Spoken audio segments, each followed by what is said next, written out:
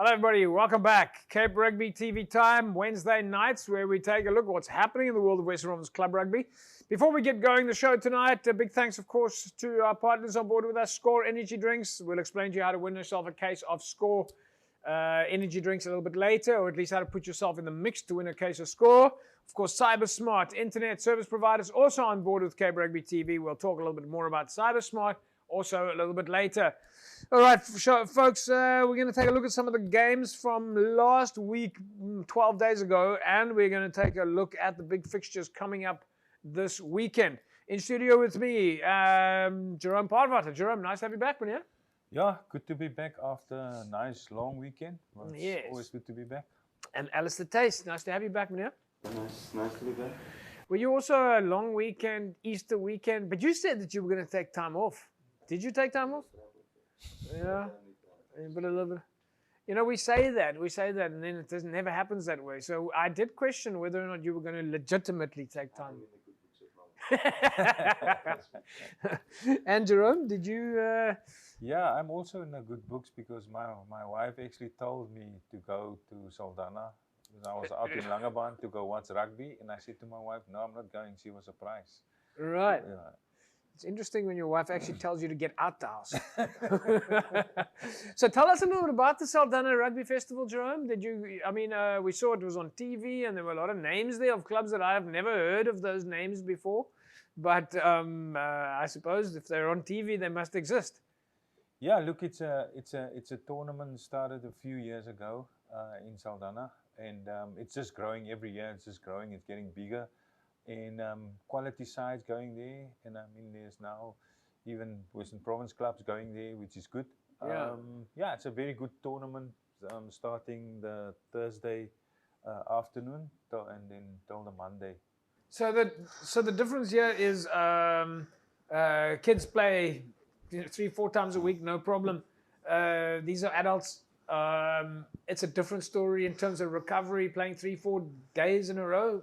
Yeah, and it's working adults. It's Yeah. not professional rugby players. But I think what counts in the favour, obviously the excitement of the tournament, people looking forward to it, but also that they have a day break between fixtures. So how many games? I mean, Jerome, how many games do the guys play at a festival like this? If you're playing you're probably playing a Friday, Saturday, Sunday, right? They play the Thursday, they're off the Friday, then they play the Saturday. Then they're off the Sunday, then they play the Monday again. Yeah. So it's very important. Like I know some of the guys have the biggest squad there. Yeah. So you have to swap and change your guys, because you remember there's still a long season ahead coming after this Easter tournament. Yeah. All right, folks. CPT had a friendly against Hamadias last week. Let's take a look.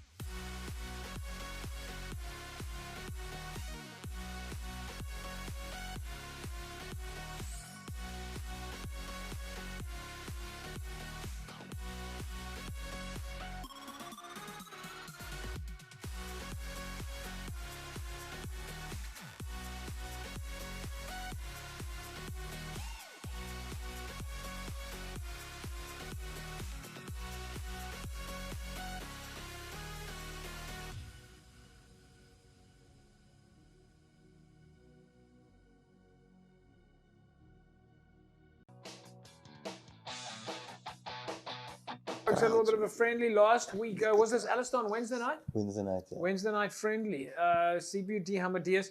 All right, Jerome, do you want to? You're probably seeing that from a little bit better perspective than I am. I'm looking for more up close, a bit of the rugby action, but you're looking at it from a game perspective. What are your thoughts?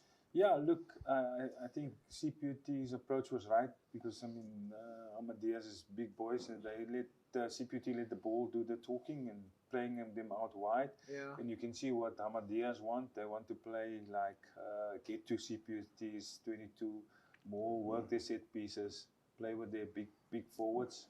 So it's two different sides that you different can styles, see. yeah. And Alistair, from your side, of course, that was from a coaching perspective. Now I'm asking you now as the CPUT coach, what were you looking for? So it was just more game time for our MPS squad, for our players that hasn't played in our Shield competition. Yeah. You know, one more friendly before the long weekend, and then before our league officially starts this week, our league games. Yeah. So it was also testing out that last minute combinations of guys who never got enough game time. So your first league then starts this weekend? Against Goodwood. Against Goodwood, all right.